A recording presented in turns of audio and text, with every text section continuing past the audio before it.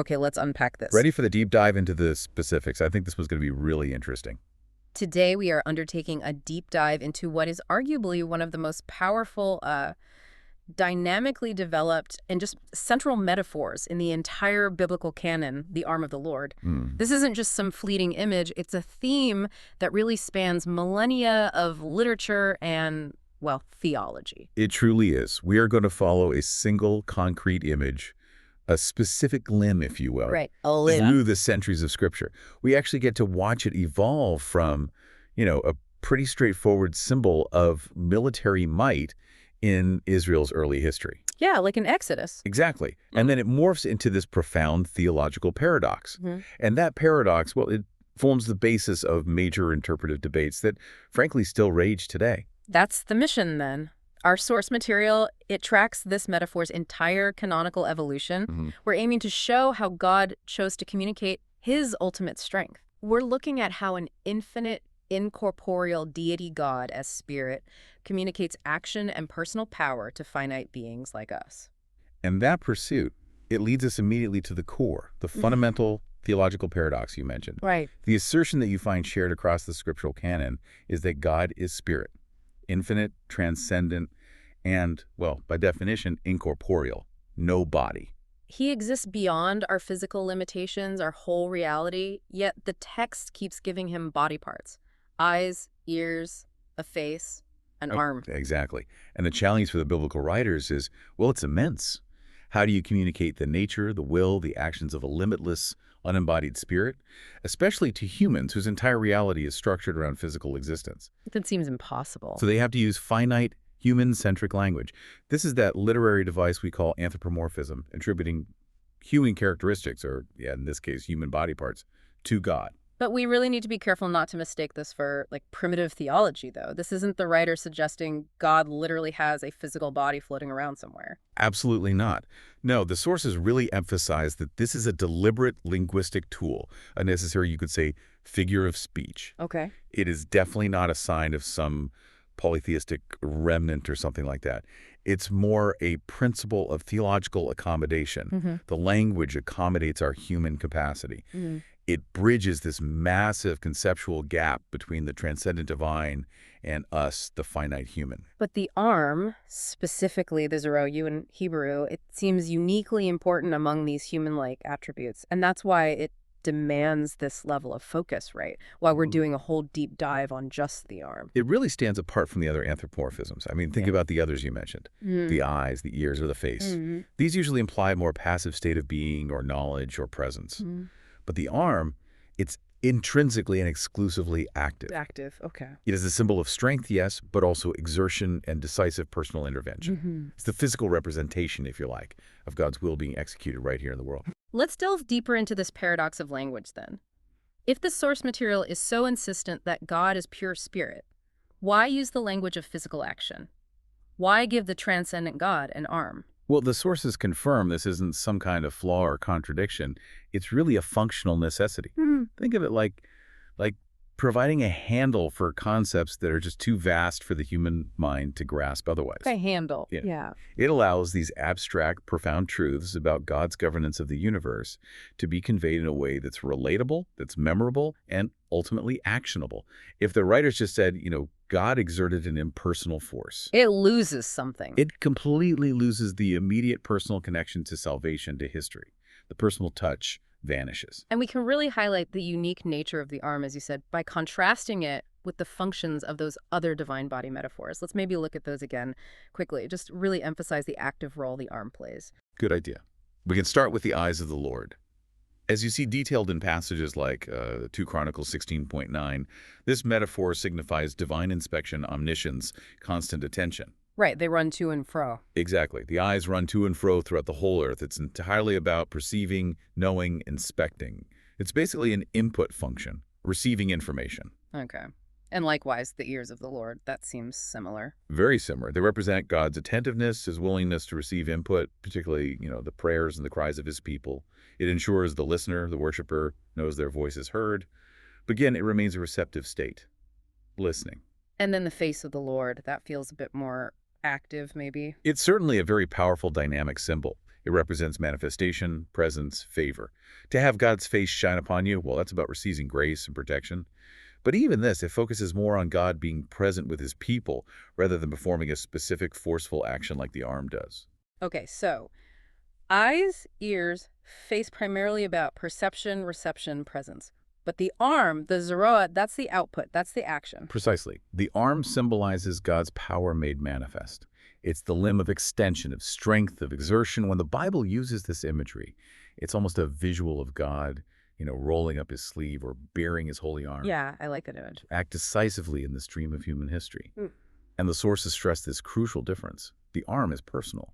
It is not some impersonal, mechanistic force like gravity or physics. No, it is the agent of personal salvation and sometimes personal judgment. But this immense image of personal, visible power, it creates a huge intellectual and theological challenge, doesn't it? This is maybe the critical turning point that sets up the rest of the scriptural drama, this internal theological tension. Yes, the tension is just unavoidable. How can an infinite, incorporeal God have a personal power to save his arm that acts directly and visibly within the finite physical world in a personal way? Right. If God is spirit, the arm can't literally exist, yet the text absolutely requires it to act. It has to do things. And the sources are really emphatic that this paradox isn't simply an oversight, something the prophets later tried to tidy up or explain away. It's not a bug, it's a feature. Kind of. It's presented as a deliberate, literary, and theological, let's call it a placeholder. The placeholder. This unresolved question, this implicit requirement for the personal, physical manifestation of an incorporeal God's saving power, it actually propels the entire canonical narrative forward. It's a tension that just demands a resolution, doesn't it? Yeah, it leaves you hanging. And that resolution, it must be found, the structure implies, in a later, more complete revelation. So we start this journey with this image of irresistible force, God's mighty arm smashing enemies. But we end it realizing that the ultimate question isn't really how strong the arm is, but maybe what form the personal action of God will ultimately take. That's fascinating. Absolutely. And the power of this metaphor, it isn't established in some abstract theological classroom, is it? No, not at all. It's forged in the crucible of Israel's foundational history, the deliverance from slavery in Egypt. The arm isn't just a metaphor for power in general. It is the instrument of their salvation that indelibly roots the concept in historical action. It really moves the metaphor from the philosophical realm right down into the concrete, the political, and the deeply personal. We see this definition established right at the moment of commissioning. In Exodus chapter 6, verse 6, God speaks to Moses, declaring his covenantal intent. What does he say exactly? He says, I will redeem you with a stretched out arm, and with great judgments. Okay, redeem you with a stretched out arm. That specific linguistic link, bizero, that feels critical. We probably need to spend a bit of time unpacking that verb redeem. We definitely do. The arm is explicitly linked here to the Hebrew verb for redeem, which is gal. Now, this is not just a generic rescue verb like save or deliver. What's the specific meaning of gal, then? Gal refers to the very specific act of a kinsman redeemer. That's a family member who has the legal right and actually the obligation to step in, to buy back or vindicate or even avenge a relative who has fallen into slavery or poverty or lost their land. So it's deeply relational, it's legal, it's about family obligation. Exactly. It's a transaction rooted in intimate familial bonds and legal duty. So when God says he will redeem them with his stretched out arm, he doesn't just saying, I'll send some abstract power or I'll arrange a military victory. He's saying something much more personal. He's saying effectively, I am your family member. I am stepping into history personally to execute my legal and covenantal obligation to buy you back from bondage. Wow. That completely transforms the idea of the arm, doesn't it? It does. It's not just a display of random cosmic power anymore. It is the physical expression of personal, covenantal, and familial intervention. The arm establishes God's personal stake, his family tie in the freedom of Israel. That immense theological weight is carried by that one phrase, bizero netuya. And the immediate result of this act, the sheer scale of the power involved, that's celebrated almost immediately afterwards, isn't it? In the Song of the Sea, after the Red Sea crossing. Yes, Exodus 15, verse 16. It praises this act. By the greatness of thine arm, they shall be as still as a stone.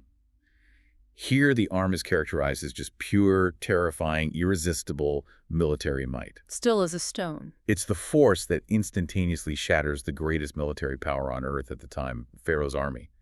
while at the same time acting as an absolute protective shield for God's purchased people, his redeemed family. The scale is just epical. So it seems like that early period right there in Exodus establishes this critical duality. The arm is simultaneously the instrument of intimate personal redemption, the gall and the agent of terrifying, irresistible judgment against the oppressor. That duality is absolutely the foundation. But then, as the narrative transitions into Deuteronomy, the focus shifts a bit. We move from that historical narrative, the storytelling, more towards didactic instruction and reflection.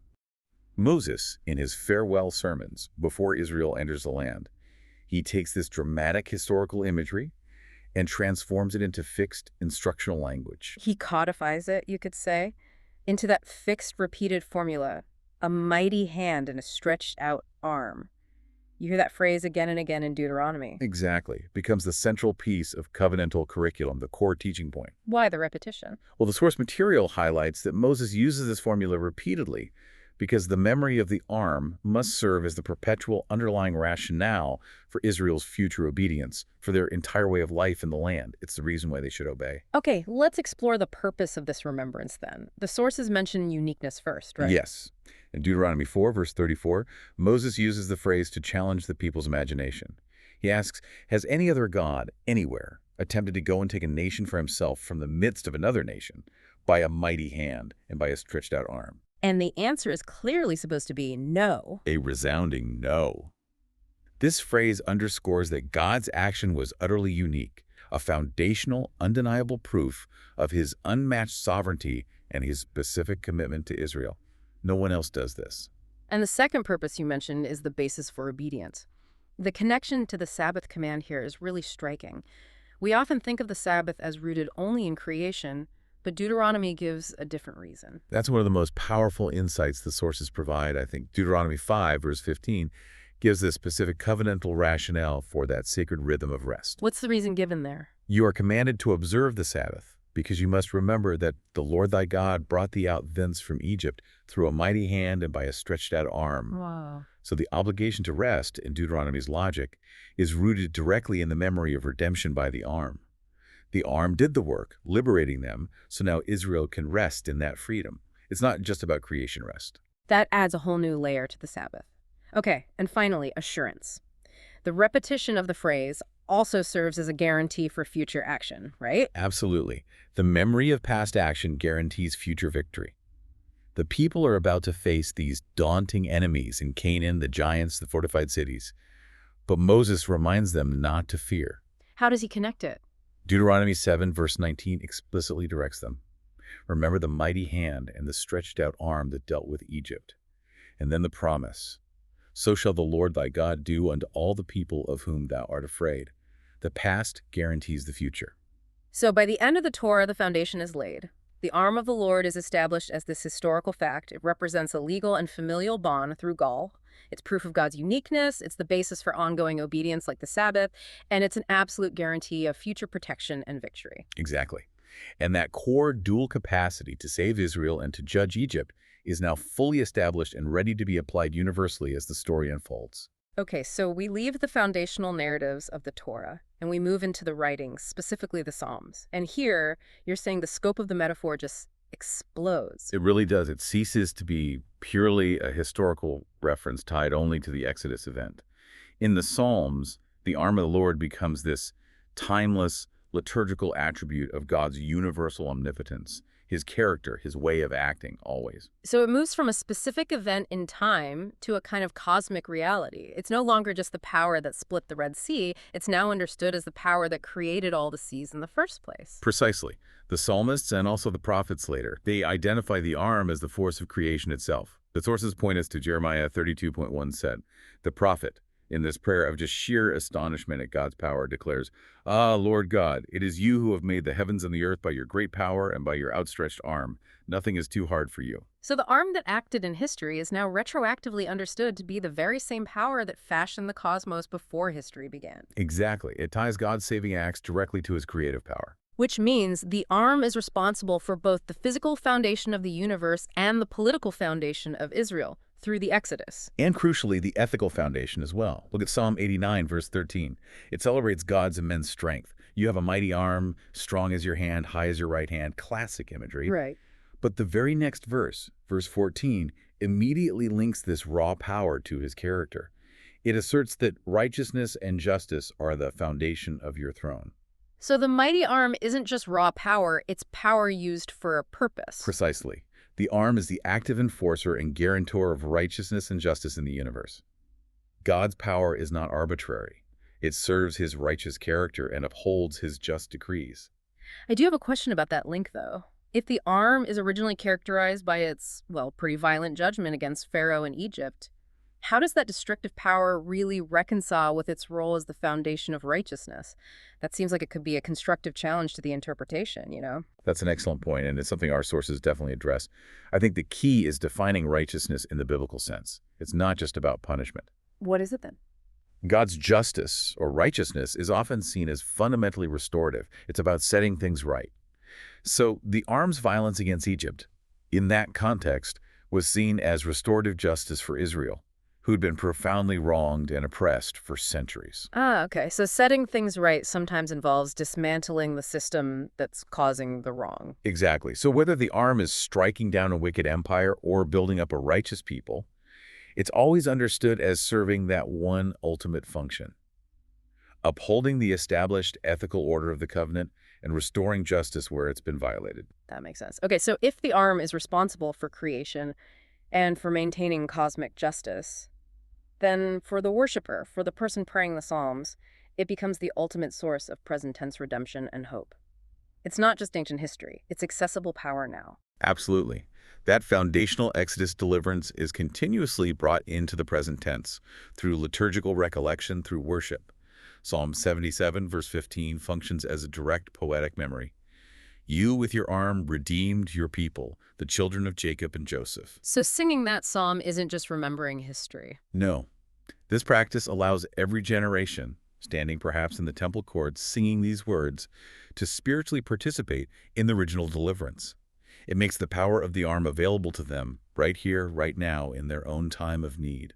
That concept, that worship, kind of resurrects the memory and makes the power a present reality. That must have been vital for sustaining faith, especially during periods of crisis or exile. Absolutely. And that leads directly to personal assurance. The arm, often used in parallel with the right hand, becomes a symbol of personal protection and strength for the faithful individual. Psalm 20, verse 6, promises that the Lord saves his anointed, answering him with the saving might of his right hand. It's God's promise to personally lift you up when you call on him. This builds up an immense, almost unbearable expectation for what this power must look like when it acts next, doesn't it? Precisely. Think about that rhetorical question posed way back in Job 40, verse 9. Do you have an arm like God's? That's not asked casually. No. It's a statement of absolute, unmatched, incomparable power. So yeah, by the end of this liturgical development in the Psalms, the arm of the Lord is established as the final, irresistible, righteous, and universal agent of God's will, seemingly ready to be deployed globally whenever God chooses. The stage is set. Now we enter the book of Isaiah, and you're saying this is where the metaphor finds its most complex, its most profound theological application. Isaiah doesn't just repeat the Exodus history, does he? No, he does much more. He recognizes the immense cultural power that this arm image holds, and he leverages it rhetorically in really innovative ways, especially to speak into the despair and hopelessness of the Babylonian exile. Okay, so how does he start? You mentioned he synthesizes the dual functions we saw earlier, the judgment and the salvation. Right. He shows the arm is highly precise. It's not just a blunt instrument. It's almost like a customized tool used differently depending on the situation. Okay, let's see that duality. Describe the warrior arm first, the judgment aspect in Isaiah. Okay. In passages like Isaiah 30, verse 30, the descent of God's arm is portrayed as absolutely catastrophic judgment. It's a terrifying active force like lightning crashing down, ensuring the total annihilation of God's enemies. So that historical function of judging the wicked, that remains fully intact. Okay, pure destructive power against enemies. But the immediate juxtaposition is often striking in Isaiah. How does he transition from that kind of military destruction to, well, tender care? He often pivots based on the object of the arm's action. So for the enemies, it's judgment. But listen to Isaiah 33, verse 2. This is the cry of the desperate exiles. O Lord, be gracious to us. Be our arm every morning, our salvation in the time of trouble. Huh. For them, the arm isn't judgment, it's refuge. It's refuge, shelter, reliable daily strength. Same arm, different application based on who it's directed towards. And this duality, the synthesis, it reaches maybe its most stunning expression in the Book of Comfort, right near the beginning of the material directed specifically at the exiles in Babylon, Isaiah chapter 40, verses 10 and 11. Yes, exactly. Verse 10 sets the scene with the anticipated image, the one everyone expects. The Lord God comes with might, his arm ruling for him. Okay, that sounds familiar. The conquering, powerful, decisive sovereign king coming to crush the Babylonian oppressors. That's the Exodus image, right? It's exactly what the people have been waiting for, praying for since the Exodus. It is. But then immediately, in verse 11, the same mighty ruling arm is recontextualized with the most intimate, gentle imagery possible. What does verse 11 say? It says, "He gathered his flock like a shepherd. He shall gather the lambs with his arm and carry them in his bosom." Wow. So it's the same power, the same ruling arm, but it's applied with this precise, tender intention. For Babylon, the arm is a hammer. But for the vulnerable, lost sheep of Israel, the arm is a cradle. That visual contrast is just amazing to contemplate, isn't it? The mighty limb that shattered Pharaoh's chariots is now gently scooping up a frightened little lamb. It really forces the theological question. How can one source of ultimate divine strength embody both conquering violence and vulnerable tenderness? And that very question, that tension right there, it sets the stage perfectly for the dramatic rhetorical pivot that happens in Isaiah chapter 51, verse 9. This is the critical juncture where the metaphor turns truly prophetic. This is the moment, isn't it, where the desperate exiles kind of turn the tables. They turn the covenantal formula back on God himself. They do. They utter this powerful, almost confrontational invocation. Awake, awake, put on strength, O arm of the Lord. Awake as in the ancient days, in the generations of old. That doesn't sound like a polite request. It's much more than a prayer. It is a profound covenantal demand, and it's based squarely on historical precedent. The prophet is consciously, deliberately reminding God of his past actions. You did it before? And the source material highlights the specific historical, even mythological references they use to kind of prod God into action, right? Yes, they recall that powerful imagery. Are you not the arm that cut Rahab apart and wounded the serpent? Are you not the one who dried up the sea, the waters of the great deep? That's Isaiah 51, verses 9 and 10. Okay, Rahab and the serpent. What's the significance there? This specific callback is immensely powerful. Rahab here is a known, poetic, mythological symbol. Sometimes it represents Egypt, the historical enemy. Other times it represents the great primordial sea monster, the symbol of chaos from ancient Near Eastern creation myths. So by demanding that God cut Rahab apart again. The prophet is leveraging both history and myth. They're saying the God who tamed primordial chaos at creation and destroyed the historical enemy Egypt to the Exodus must now repeat that level of action to bring about a new, even greater exodus from Babylon. They're essentially saying, you did it before when the world was new and when our nation was young. You have to do it again now for us. They're leveraging God's past facialness to demand this massive global future intervention. An incredibly bold move. And God responds. He responds to this plea with a triumphant declaration in the very next chapter, Isaiah 52, verse 10. The lament of the exiles gives way to this powerful visual promise of imminent action. What's the promise? God declares, "The Lord has bared his holy arm in the sight of all the nations. All the ends of the earth will see the salvation of our God." Okay, bared his holy arm. That phrase is incredibly visceral, isn't it? It sounds like rolling up the sleeve, flexing the muscle, getting ready for decisive, absolute action. It is. And crucially, notice the audience. This action will be witnessed globally. In the sight of all the nations. And that universality is the critical development here. The arms action is no longer a localized sort of private deliverance just for Israel, like the first Exodus might have seemed. No, this act is performed in the sight of all the nations, and the resulting salvation, the Yeshua, is explicitly for all the ends of the earth. So the stage is now set for a global, glorious, probably military, definitely triumphalist victory. The entire world is watching the bared arm. The expectation couldn't possibly be higher. Everyone's waiting for the hammer to fall on Babylon. Exactly.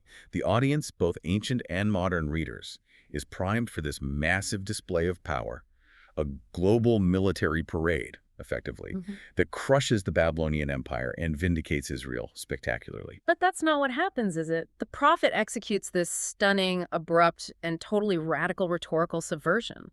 It changes the direction of salvation theology forever. It's the shock of Isaiah 53, verse 1. Immediately following that triumphant declaration that God has bared his holy arm in the sight of all nations, Yeah, Isaiah 52.60. right after that, the narrative pivots instantly to this lament of failure of disbelief. Who has believed our message, and to whom has the arm of the Lord been revealed? Wait a minute, that feels like a direct contradiction. If the arm was just bared in the sight of all the nations, how can the prophet immediately ask who has seen it, who believes it?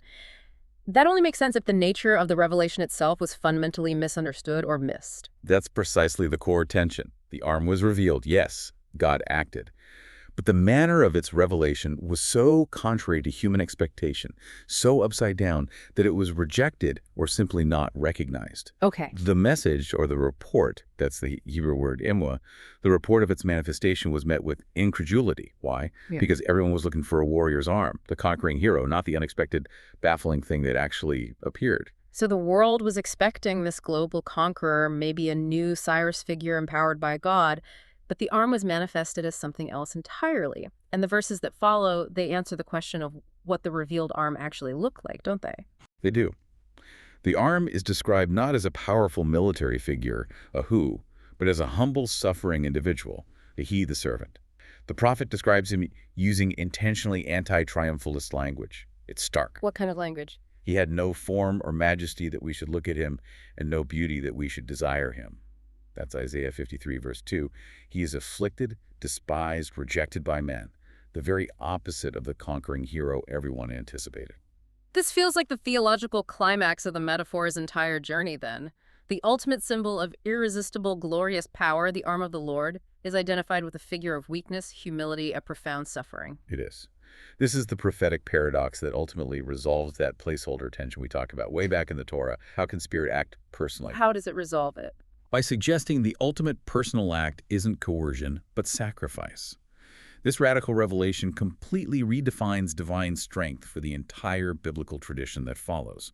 The sources emphasize that God's ultimate strength, his arm, is revealed not as coercive force, not crushing the enemy, but as self-sacrificial, vicarious, redemptive love.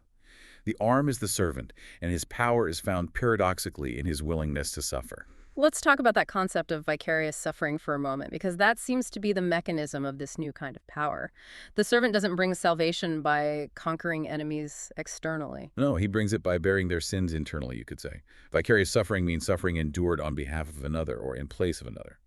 The servant, who is repeatedly declared to be righteous, personally innocent, he takes the punishment that is due to the wicked. The text says things like, He was pierced for our transgressions. He was crushed for our iniquities. That's Isaiah 53.5. The punishment that brought us peace was upon him. Instead of using the arm to strike them, the sinners, God allows the world's judgment, the consequence of sin, to fall upon the arm embodied in the servant. this is a total reversal of the original Exodus model, isn't it? In Exodus, the arm of the Lord delivered salvation by inflicting judgment on others, on the Egyptians. Here, salvation is delivered by the arm absorbing the judgment itself. It is. You could say it's the ultimate display of the arm's dual capacity, to save and to judge. Here it judges the sin by taking it upon itself, thereby saving the sinner. The servant brings this universal salvation, the text says, by making intercession for the transgressors, Isaiah 53.112. He stands in the gap. And this leads us to the logical, maybe unavoidable conclusion the prophet makes a bit later in Isaiah 59, verse 16. The prophet looks around at the world, sees it's devoid of justice, sees that humanity itself has failed to provide any truly righteous intercessor. Yes, seeing that there was no one, God wondered that there was no one to intercede. It's a shocking statement. And then the conclusion, then his own arm brought him salvation. His own arm brought salvation. The meaning seems crystal clear in the context of chapter 53. Since no human could provide the ultimate solution, no human could truly intercede perfectly or bear the full weight of the world's sin. God's own power, his own arm, had to step into history, assume human form as the servant, and become the solution to accomplish the redemption. That theological placeholder is now filled, paradoxically, with suffering love. Okay, so that sets the stage perfectly for the New Testament writers. Steeped in this prophetic tradition, especially Isaiah, they recognized, or claimed to recognize, that Jesus Christ provided the resolution to that deep theological placeholder we've been tracking. Exactly. The New Testament authors consistently interpret the incarnation God becoming human in Jesus as the definitive historical answer to those profound prophetic questions posed by Isaiah. For them, Jesus is the embodiment of the arm of the Lord. And we see this realization almost immediately at the very beginning of the gospel narrative, don't we? In Luke's gospel, Mary's song, the Magnificat, seems to be the first New Testament usage of this arm concept. That's right. Mary's prayer in Luke 1, verse 51, is a direct echo of the Psalms, where the arm ensures justice and scatters the proud. She's celebrating the impending birth of the Messiah, her son, and she sings, "He has shown strength with his arm. He has scattered the proud in the thoughts of their hearts." So she sees the incarnation itself, God entering the physical world in her womb, as the decisive historical action of God's arm. Yes, and fulfilling all those covenantal promises, not just in some abstract religious sense, but with radical implications for social justice too, scattering the proud, lifting up the humble. The arm is at work. But it's the Gospel of John, isn't it, that provides the most explicit and arguably the most profound link, tying Jesus' public ministry directly to the Isaianic text we just spent time on, especially Isaiah 53. Yes, John chapter 12, verses 37 and 38. John recounts this theological crisis point. Jesus had performed so many signs, miracles, demonstrations of divine power and glory, yet the people, largely, still did not believe in him. And how does John explain this rejection? He immediately quotes Isaiah 53, verse 1 directly. "Lord, who has believed our message, our report, and to whom has the arm of the Lord been revealed?" He uses Isaiah's lament to explain the contemporary unbelief facing Jesus. So John is explicitly equating Jesus' miraculous actions, his power, his signs, with the revelation of the arm of the Lord that Isaiah 52 promised would be bared. The arm was bared in Jesus' ministry. Exactly. The arm was bared, fulfilling Isaiah 52.7. Every time Jesus healed the sick or fed the hungry thousands or taught with divine authority or cast out demons, God's power was visibly acting. But the audience missed it. Why? According to John, the people's core failure was rooted in their flawed expectation, the one shaped by the earlier, less complete understanding of the arm. They were waiting for the political, conquering, old Exodus-style arm to liberate them from Roman bondage. They wanted the warrior arm. They wanted the warrior arm. They couldn't recognize that the true power of God, the servant arm described in Isaiah 53, was standing right there in front of them, offering a deeper salvation, not from Rome, but from sin and death, through humility, through self-giving love, a power that would ultimately be revealed most fully through the weakness of the cross. So in this reading, Jesus Christ becomes the personal answer to the Old Testament central tension, the incorporeal God now having a fully personal, saving arm manifested right there in human history. That's the claim. And that profound conceptual leap, that fulfillment, needed to be communicated far beyond the geographically and historically specific context of first-century Israel. That became the challenge for the Apostle Paul. He had to universalize this message for a global, largely Gentile audience. Now, it's interesting, isn't it, that Paul himself seems to avoid using the literal phrase arm of the Lord in his letters. Given its power in history, why the silence? That's a really astute observation. It seems to be a sophisticated strategic and theological move on Paul's part. How so? Well, the literal phrase, arm of the Lord, was just deeply saturated with the language and the memory of the Exodus, Israel's specific national and political redemption from Pharaoh. Right. It was their story. It was their story. But Paul was preaching that God's saving power, revealed in Christ, was now available equally to Jew and Gentile with no distinction. So to avoid making salvation seem intrinsically tied to Jewish nationalism or ethnicity, he appears to have intentionally replaced the specific metaphor while carefully retaining its core theological concept. So he substitutes the specific, potentially nationalistic terms with more universal, perhaps philosophical ones that a Greek-speaking audience would grasp. Precisely. So the report or the message, the Yemua of Isaiah 53.1, becomes the evangelion, the gospel, which is explicitly a message for the entire world. Okay, report becomes gospel. And the arm. And the arm of the Lord, God's active saving power, becomes dynamis theou, the power of God. Dynamis was a common term for power or inherent capability in Greek thought, readily understood in those wider philosophical circles. Okay, this substitution is really critical for our listeners to grasp, I think. It means the focus shifts subtly, doesn't it? It moves away from the specific historical location of the power, the arm acting for Israel, towards the intrinsic nature of the power itself, the divine dynamis available to all. Exactly. And Paul explicitly connects this dynamis, this power of God, directly to the paradoxical identity of the servant, namely the cross. Romans chapter 1, verse 16 makes the link undeniable. Paul says, "For I am not ashamed of the gospel," there's the report, "for it is the power of God, dynamis theou, There's the arm for salvation to everyone who believes. So salvation is no longer tied to a national boundary or a specific historical event like Exodus, but to universal belief in this message, this gospel. Correct. And then 1 Corinthians chapter 1, verse 18 just hammers this rearticulation home by focusing directly on the ultimate paradox. For the message, the report of the cross, is foolishness to those who are perishing, but to us who are being saved is the power of God, the arm. So Paul's entire theology of the cross is essentially arguing that the seemingly weak mechanism of the suffering servant, which looked like utter foolishness and failure to the watching world, is in fact the final, universal, and most powerful revelation of God's arm, God's dynamis, fulfilling Isaiah's paradigm for all humanity, Jew and Gentile alike. But, and this is a crucial but, that ultimate dramatic payoff of this whole canonical journey, that profound theological subversion in Isaiah 53, is also precisely where we encounter the deepest and longest-standing historical point of divergence in interpretation. Right. The identity of the arm revealed, and specifically the identity of the servant described, remains highly contested territory, doesn't it? It absolutely does. Isaiah 53, verses 1 through 12, is likely the single most contested passage in the entire history of Jewish Christian religious discourse. Yeah. It's ground zero for centuries of debate. So to understand the full scope of the metaphor's impact, we really have to report impartially on the two dominant interpretive models as they generally exist today. Agreed. We need to present both fairly. Okay, let's start with the dominant Christian interpretation, which, as we've just discussed, essentially follows the lead of the New Testament authors like John and Paul. Right. This model overwhelmingly identifies the servant of Isaiah 53 as an individual. Jesus Christ, the Messiah. And the arm. The arm of the Lord is understood as God's power embodied in Jesus, revealed specifically through his ministry, his suffering, his death, and ultimately his resurrection. The central mechanism of salvation here is understood as vicarious substitutionary atonement. Meaning the Messiah suffering on behalf of and in the place of sinners, thereby resolving that human inability to intercede that Isaiah 59.60 pointed out. Yeah. Jesus does what no one else could. And this interpretation, it's solidified very quickly, didn't it? It became the cornerstone of the early church's proclamation, their kerygma. It did, precisely because it provided such a powerful narrative thread connecting the revered Jewish prophetic tradition directly to the figure of Jesus. It presents the passage as a detailed, almost biographical prophecy of individual messianic suffering and subsequent triumph.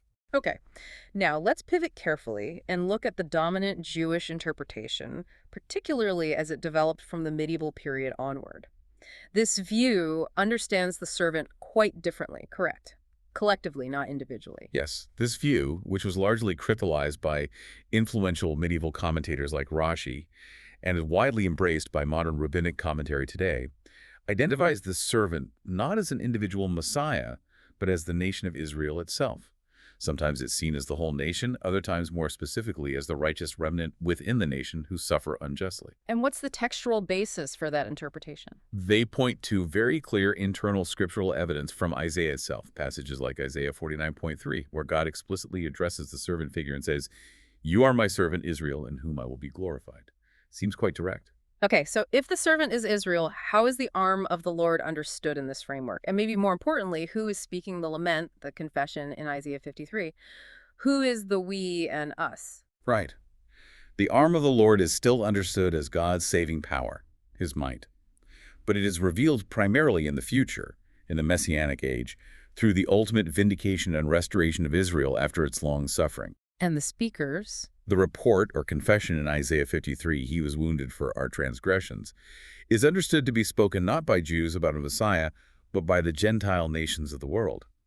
The we and us of the passage refers to the non-Jewish peoples. So the Gentile nations are looking at Israel's historical suffering and confessing what exactly? They're witnessing Israel's long history of suffering, persecution, exile, pogroms, and realizing with shame that they had completely misunderstood its cause. They're confessing, "We Gentiles assumed Israel was suffering because of God's wrath against their own sin, but we now realize we were wrong." So the confession is that Israel was suffering because of the Gentile sins? Exactly. The nations realize, in this future moment of stunning clarity, that Israel was actually suffering vicariously, not primarily for its own sin, but because of the nation's sins against them. Their cruelty, their violence, their baseless hatred, their anti-Semitism. Wow, that completely flips the dynamic. It does. And therefore, the arm of the Lord, in this interpretation, is God's power acting finally to vindicate and redeem his servant Israel before an astonished and confessing world. It turns the entire chapter into a powerful prophecy of Israel's national redemption and the eventual global recognition of Israel's unique status and undeserved suffering. Now, this history seems to demand we acknowledge some nuance here. This rigid Jesus versus Israel binary interpretation of Isaiah 53. It hasn't always been quite so absolute, has it? The sources suggest a more complex history. That is a critical point that our sources make very clear, and it's important for historical accuracy. The current hardening of the two main positions is, to some extent, historically conditioned. It wasn't always this black and white. Well, some pre-Rashi rabbinic sources, you find hints in early Midrashim, or even certain passages in the Babylonian Talmud, like Tractate Sukkah 52a. They did sometimes apply parts of Isaiah 53 to an individual suffering figure. Occasionally, this figure was identified as Messiah ben Joseph. Messiah ben Joseph. Who is that? He's a figure in some strands of Jewish tradition, kind of precursor Messiah, distinct from Messiah ben David, the ultimate triumphant king. Messiah ben Joseph was expected to suffer, perhaps even die, in the conflicts preceding the final redemption. So the idea of a suffering Messiah figure who might be rejected or killed, that concept actually existed within Jewish thought before the intense disputes with Christianity began. It was certainly part of the speculative theological landscape for some. However, the rapid rise of Christianity, which centrally and consistently used Isaiah 53 to interpret Jesus Christ, undeniably led to the ascendancy and eventual dominance of the collective Israel as servant view among Jewish scholars, especially from the medieval period onwards. It became, in part, a necessary polemical defense against Christian missionary activity and scriptural arguments. That's certainly a major factor in its solidification. And the sources mention a very specific, concrete liturgical example of this historical tension: the deliberate omission of Isaiah 53 from the traditional synagogue reading cycle. Tell us about that. Yes, in traditional Jewish practice, sections from the prophets called the Haftarah are read publicly in the synagogue alongside the weekly Torah portion. Now, chronologically, Isaiah 53 fits right within the Haftarah readings, typically associated with the book of Deuteronomy. But it's not read. But it is deliberately skipped over in almost all communities. This long-standing liturgical omission is widely understood to be done specifically to avoid the intense controversies and potential internal debate stemming from its heavy use in Christian proof texting and polemics over the centuries. Fascinating.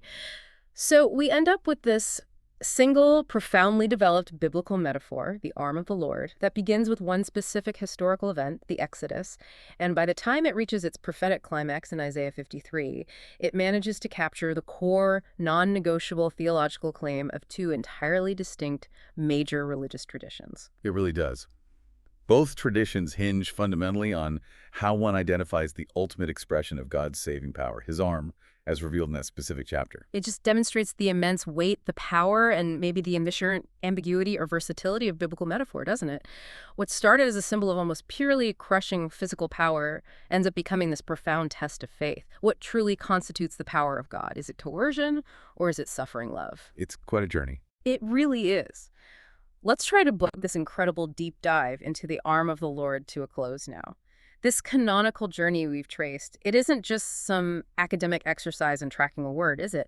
It really charts the story of divine immanence, God progressively revealing his personal power to intervene in history in increasingly intimate and, well, radical ways. That's a great way to put it. We tracked its trajectory pretty clearly, I think. It begins right there in the Torah, forged in the historical reality of the Exodus. It's a concrete symbol of personal, national, political deliverance, and it's rooted deeply in that covenantal concept of the kinsman redeemer, the Gaul. Right, the family obligation. Then we saw in the writings, particularly through the Psalms, the metaphor gets successfully universalized. It transforms from just being about that one specific event into this timeless, liturgical attribute of God's omnipotence. It starts encompassing creation itself, cosmic justice, and providing personal assurance for the individual worshiper. Then we hit prophecy, and Isaiah recognizes the immense rhetorical power of this image and takes it to its absolute zenith. He uses the arm first as this precise dual-function tool, remember, the warrior's weapon for judgment and the shepherd's crook for tender care. And then he invokes it dramatically as the necessary agent for a new exodus from Babylon. setting up that huge expectation only to perform the stunning subversion in Isaiah 53, which really is the theological fulcrum of the whole story. The bared arm of God's ultimate power is suddenly radically redefined. It's identified not as the expected conquering warrior, but as the rejected, humble, and suffering servant whose true power is paradoxically revealed through vicarious self-sacrifice. Which leads finally to the New Testament, where the early Christians claimed the tension of that Old Testament placeholder was definitively resolved. Jesus' incarnation and ministry are identified as the physical action of the arm. And his gospel message, conceptually translated by Paul as the dynamis theou, the power of God, becomes the universalized equivalent, extending God's saving power to all humanity and fundamentally decoupling it from exclusive national identity. The source material we looked at notes that this whole trajectory really captures the core paradox of biblical faith itself.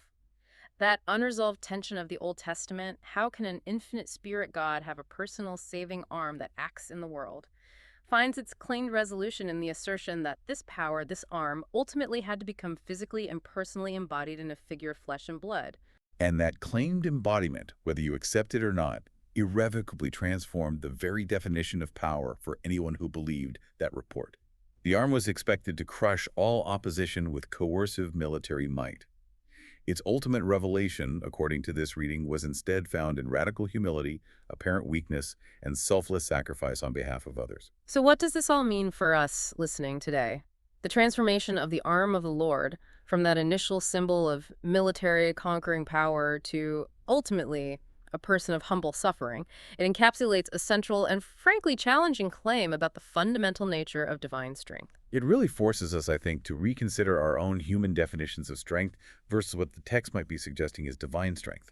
If the arm of the Lord God's ultimate saving power was manifested most fully, according to this lineage, in a figure who chose to absorb injustice rather than inflict it, then how should we view our own exercise of power in the world, in our communities, in our lives?